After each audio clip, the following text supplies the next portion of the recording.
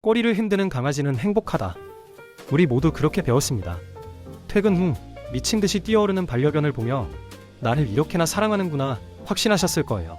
그런데 이 장면을 본 수의사들은 고개를 젓습니다. 격렬한 환영은 기쁨이 아니라 불기불안이 터져나온 신호일 수 있다는 거죠. 꼬리가 오른쪽으로 흔들릴 때와 왼쪽으로 흔들릴 때 활성화되는 뇌반구가 다릅니다. 우리가 확신했던 행복의 증거, 어쩌면 완전한 오독이었을 수 있어요. 지금부터 그 과학적 근거를 짚어보겠습니다. 퇴근길, 현관문 앞에 서면 이미 문 너머로 발톱이 바닥을 긁는 소리가 들립니다. 문을 여는 순간 강아지는 스프링처럼 튀어오르죠. 두 앞발로 허벅지를 두드리고 온몸을 비틀며 낑낑대고 혀로 얼굴을 닥치는 대로 핥아댑니다. 꼬리는 프로펠러처럼 돌아가고요. 우리는 자동으로 해석합니다. 이 아이에게 나는 세상 전부구나. 이 장면 낯설지 않으시죠? SNS에서 수백만 조회수를 찍는 바로 그 영상입니다. 저도 그랬고 대부분의 보호자분들이 그러셨을 거예요. 꼬리를 흔들면 행복하고 격렬할수록 더 큰 사랑이라고요. 근데요, 여기서 이상한 점이 하나 있습니다. 실제로 수의 행동 전문의 10명 중 8명은 이런 폭풍 환영 영상을 행복이 아닌 불안 신호로 진단합니다. 목욕 후 거실을 미친 듯이 질주하는 우다다도 마찬가지예요. 귀여운 이름과 달리 학술명은 FRAP, 광란적 무작위 활동 주기입니다. 이름부터 심상치 않죠. 외출 준비를 시작하면 눈빛이 달라지고 문이 닫히면 짖기 시작하고 돌아오면 방석이 찢겨 있는 강아지. 우리는 이 모든 걸 사랑이라는 한 단어로 퉁쳐왔습니다. 그런데 이 해석 자체가 완전히 잘못된 거라면요. 2007년 이탈리아 연구팀이 흥미로운 실험을 했습니다. 꼬리가 흔들리는 방향에 따라 활성화되는 뇌반구가 다르다는 걸 발견한 거예요. 보호자를 봤을 때는 꼬리가 오른쪽으로 치우쳐 흔들렸고 좌뇌가 활성화됐습니다. 반면 위협적인 자극 앞에서는 왼쪽으로 치우쳤고 우뇌가 활성화됐어요. 이게 왜 중요할까요? 좌뇌는 접근 행동과 긍정 감정, 우뇌는 회피 행동과 부정 감정을 담당합니다. 즉, 같은 꼬리 흔들기가 정반대의 감정을 표현하고 있었던 거예요. 더 놀라운 건 강아지들끼리는 이 신호를 읽는다는 점입니다. 2013년 후속 연구에서 왼쪽으로 흔드는 영상을 본 강아지들은 심박수가 올라가고 불안 행동을 보였어요. 본능적으로 알고 있었던 거죠. 저 친구, 지금 기분이 안 좋구나. 우리 인간만 이 신호를 못 읽고 있었던 셈입니다. 강아지의 뇌에는 편도체라는 구조가 있어요. 위협을 감지하는 화재 경보기 역할을 하는데 이게 과잉 작동하도록 설계되어 있습니다. 야생에서는 위험을 한번 놓치면 죽지만 안전을 위험으로 오인해도 손해가 크지 않았거든요.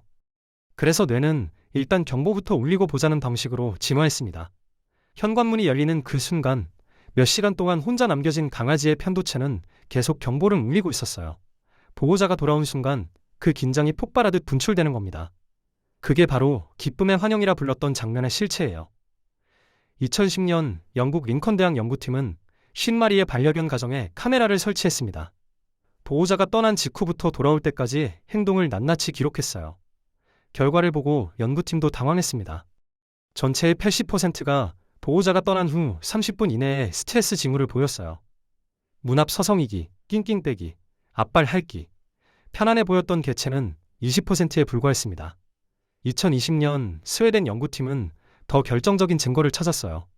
강아지 털에서 코르티솔 농도를 측정한 겁니다. 털에 축적된 코르티솔은 수개월간의 만성 스트레스 수준을 보여주죠. 연구팀은 강아지를 두 그룹으로 나눴습니다. 보호자가 떠날 때 격렬하게 반응하는 그룹과 차분한 그룹. 예상은 했지만 수치로 보니 명확했습니다. 격렬한 그룹의 코르티솔 수치가 유의미하게 높았어요. 그들은 외출 순간만 힘든 게 아니라 일상적으로 높은 스트레스 상태에서 살고 있었던 겁니다. 여기서 패턴이 보였어요. 차분한 그룹의 공통점은 보호자가 떠나기 전 과도한 애정 표현을 하지 않았고 드라마틱한 작별이나 흥분된 환영도 없었다는 겁니다.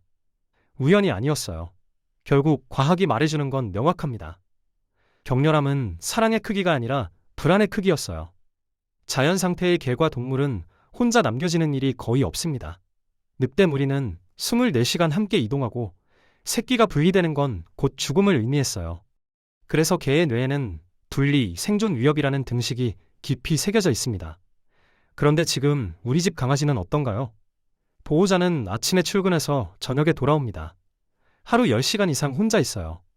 강아지의 뇌가 설계된 환경과 정반대인 거죠. 그리고 여기에 우리가 매일 하는 행동이 기름을 붓습니다. 출근 전 엄마 금방 올게라며 애틋하게 작별하고 퇴근 후엔 얼마나 기다렸어 라며 흥분된 목소리로 맞이하죠. 우리는 이게 사랑이라 생각합니다. 하지만 강아지 뇌는 다르게 해석해요. 떠나기 전 보호자의 감정이 고조된다는 건 경고 신호입니다. 그리고 실제로 사라지죠. 편도체는 즉시 경보를 울립니다. 돌아왔을 때 과도하게 흥분하면 강아지는 생각해요. 역시 떠나는 건 위험한 일이었어. 이 패턴이 반복될수록 분리불안은 강화됩니다. SNS는 이 오해를 더 확산시켜요. 폭풍 환영 영상 조회수와 보호소 분리불안 입소 건수가 정비례한다는 사실, 우연일까요? 불안의 표현이 사랑의 기준이 되어버린 거예요. 우리는 무의식 중에 강아지의 불안을 키워왔는지도 모릅니다. 한번 상상해보세요. 매일 아침 사랑하는 사람이 문을 열고 나갑니다. 언제 돌아올지 모릅니다. 전화도 못하고 문자도 못 보내요. 그냥 기다려야 합니다. 이게 몇 시간씩 매일 반복된다면 우리 몸과 마음에 무슨 일이 벌어질까요? 강아지도 똑같습니다. 아니, 더 심해요. 최소한 우리는 저녁에 온다는 걸 알잖아요. 강아지는 그것조차 모릅니다. 수의사들이 분리불안 있는 강아지를 진료하면서 자주 발견하는 게 있어요. 피부병입니다. 계속 긁고 핥고 털이 빠져요. 보호자는 알레르기인 줄 알고 사료를 바꿔보지만 낫지 않죠. 원인이 피부가 아니라 스트레스거든요. 소화 문제도 마찬가지예요. 밥을 잘 먹다가 갑자기 구토하고 설사하고 병원 가면 특별한 이상 없다고 합니다. 몸이 아픈 게 아니라 마음이 아픈 거예요. 더 안타까운 건 성격이 변한다는 겁니다. 원래 호기심 많던 강아지가 어느 순간부터 새로운 걸 무서워해요. 산책 나가면 다른 개한테 으르렁대고 낯선 장소에선 보호자 다리 뒤에 숨어버리죠. 불안이 세상을 탐험할 용기를 갉아먹은 거예요. 그리고 이 악순환의 끝에는 아무도 원치 않았던 결말이 기다립니다. 파양이에요. 감당이 안 돼서요. 보호소로 간 강아지의 불안은 더 심해지고 새 가족을 찾기는 더 어려워지죠. 여기서 중요한 건 이겁니다. 강아지가 일부러 그러는 게 아니에요. 보호자가 사랑이 부족한 것도 아니고요.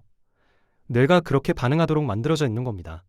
그래서 누구를 탓할 게 아니라 구조를 이해해야 해요. 그런데 말이에요. 똑같이 혼자 있어도 괜찮은 강아지가 있습니다. 보호자가 신발 신어도 따라오지 않아요. 자기 방석에서 고개만 들어 힐끗 보다가 다시 눕죠. 문이 닫혀도 짖지 않고 돌아오면 반갑게 다가오지만 난리를 치진 않아요. 금세 평소 리듬으로 돌아갑니다. 처음 이런 강아지를 보면 의아할 수 있어요. 우리 개는 저렇게 안 하는데 쟤는 보호자를 별로 안 좋아하나 하고요. 그런데 정반대입니다. 이 강아지들의 뇌를 들여다보면 재밌는 게 보여요. 보호자가 떠나는 순간 불안을 담당하는 부위가 잠깐 활성화됩니다. 나갔네 하는 거죠. 그런데 금세 꺼져요. 곧 오겠지. 반면 폭풍 환영하는 강아지는 이 스위치가 30분이고 1시간이고 안 꺼집니다. 계속 켜져 있는 거예요. 차이가 뭘까요? 안정 애착입니다. 쉽게 말하면 우리 보호자는 반드시 돌아온다는 확신이 있는 거예요. 이게 있으면 굳이 매달릴 필요가 없습니다. 없으면 떨어지는 순간부터 돌아올 때까지 불안에 시달리는 거고요. 여기서 오해하면 안 되는 게 있어요. 차분한 강아지가 사랑이 없는 게 아닙니다. 오히려 반대예요. 사랑 호르몬을 측정해보면 이 강아지들이 보호자와 교감할 때 분비량이 더 높거든요. 사랑이 없는 게 아니라 불안이 없는 겁니다. 신뢰가 깊으니까 난리칠 필요가 없는 거죠. 그럼 이 강아지들은 뭐가 달랐을까요? 태어날 때부터 성격이 좋았던 걸까요? 아니에요. 패턴이 있었습니다. 보호자가 나갈 때 유난 떨지 않았어요. 엄마 금방 올게, 착하게 있어 이런 거 없이 그냥 나갔습니다. 돌아와서도 아이고 우리 강아지 하면서 흥분하지 않았어요. 담담하게 인사하고 일상으로 돌아갔죠. 처음엔 5분, 다음엔 10분, 점점 혼자 있는 시간이 늘어났고 그 시간에 맛있는 간식이 연결됐어요. 결국 안정 애착은 타고나는 게 아닙니다. 만들어지는 거예요. 그리고 그 열쇠는 보호자의 행동에 있습니다. 자, 그럼 오늘부터 뭘 바꿔야 할까요? 첫 번째, 외출과 귀가를 비사건화하세요. 나가기 전 10분 동안은 말을 걸거나 쓰다듬지 않습니다. 아무 말 없이 나가세요. 돌아왔을 때도 마찬가지예요. 신발 벗고 가방 내려놓고 강아지가 차분해졌을 때 조용히 인사하면 됩니다. 냉정해 보이지만 이게 전하는 메시지입니다. 떠나고 돌아오는 건 별일 아니야. 두 번째, 분리 연습을 단계적으로 하세요. 현관문을 열고 나갔다가 5초 만에 돌아오세요.